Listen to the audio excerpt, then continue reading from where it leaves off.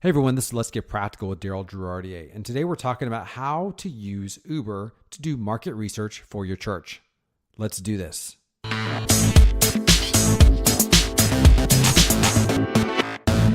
Welcome to Let's Get Practical. This podcast is about church communications from a practical standpoint. It's about what works and what doesn't. It's about helping you cut through all the clutter and noise and getting straight to the point. And today we're getting straight to the point on how you can use Uber to do market research for your church. Now, you may be asking yourself, Daryl, what is market research and why would I want to do that? So let's start with that.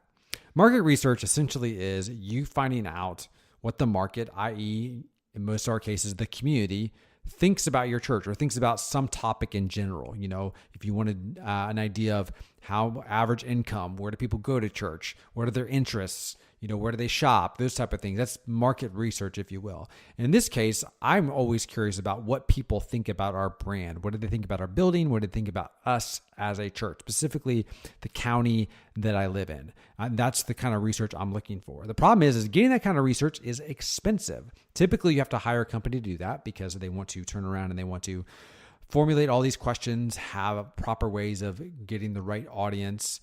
Then you get all the responses, they tabulate it. And it's a whole lot of work to get that done in an official sort of marketing research firm sort of way.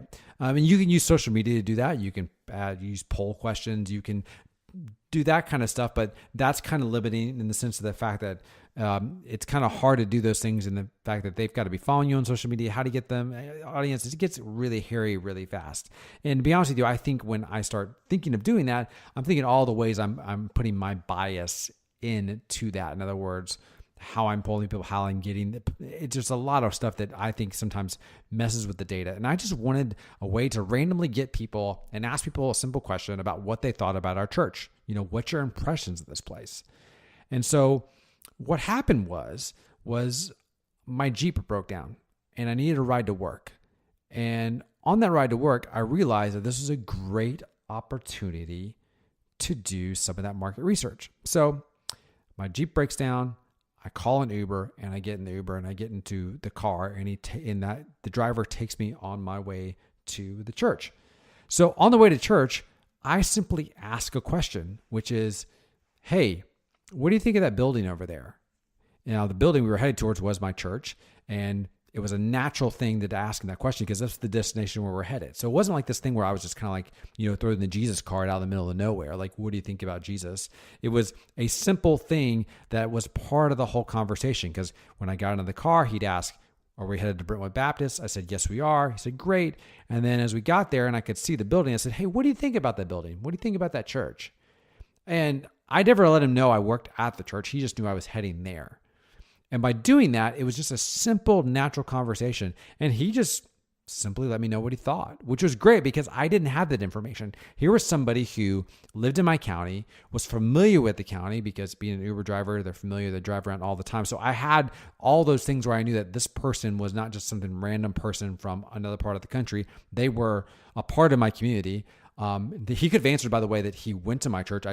I may not have known that. But what it did was it allowed me to have a conversation that naturally flowed because we're headed towards that destination. Now, my church is a quite large church, so we are kind of like almost an icon in the community. So it's kind of hard not to know who we are. So I had that going in my favor when we were, you know, on the Uber ride on the way to the church. But what's interesting to me was when I asked that question, he immediately didn't hesitate. He just immediately responded and he said, "It's a big building, it's scary, and I think it's kind of intimidating." And that was great information. I was not offended by that. I was not offended by him giving me like, hey, this is what I think of that place. And so I was like, great. This is really good to know. We're scary. We're big. We're intimidating.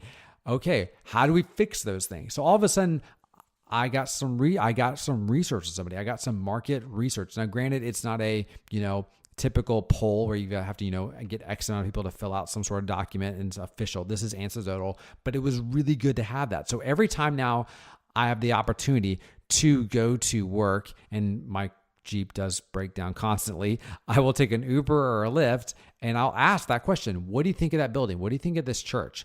And I've gotten a whole different sets of comments on this. I'm like, I would never go there. Oh, I went there one time for this.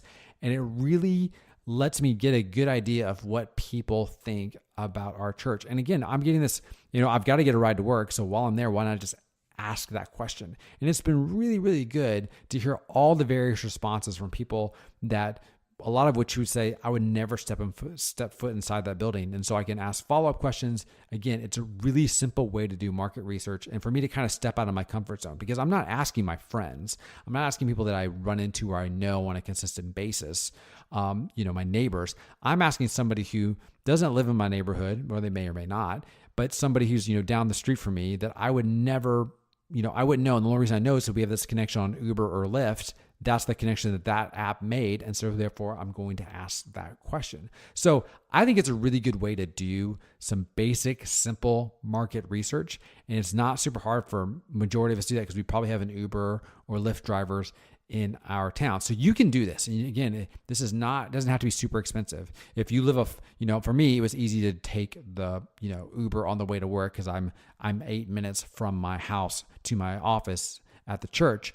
For some of us, though, we may live 30, 40 minutes away. So my suggestion for you is, if that's your case, is you can either drive until you get close to the church and park in like a Publix or a Kroger shopping center and then take an Uber the rest of the way.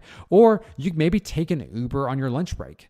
Say, you know what, I'm going to run down to Chipotle. It's 5 minutes away. I'm still going to take an Uber down there. Yes, it's, you'd rather have somebody deliver you the food, or it may be cheaper to take your car. But by just simply grabbing an Uber, picking somebody up, and having somebody pick you up from the building, you can ask questions about the person taking you there, or you can ask questions about the person taking you back.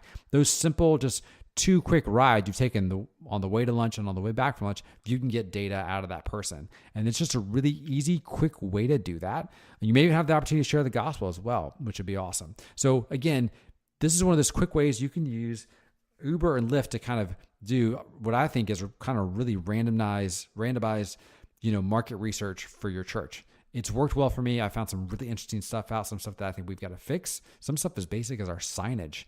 Watching an Uber driver try to find me at our church, I'm realizing, okay, our signage is not that great. A lot of those things, all of a sudden, I've got a better list of what fixes need to happen as I have people kind of interact with on my Uber and my Lyft rides. So there you go. That's a quick, easy way to use Uber to do market research for your church. So try it out and let me know what you think. Thanks again for listening to this podcast. If you like this podcast, subscribe on iTunes or Stitcher Radio or any of the other podcasting hosting places out there that have this podcast. Also, do me a favor and leave a review on iTunes. I would really love that as well. Until next week, you guys take care, and I'll talk to you soon. Thanks. Bye.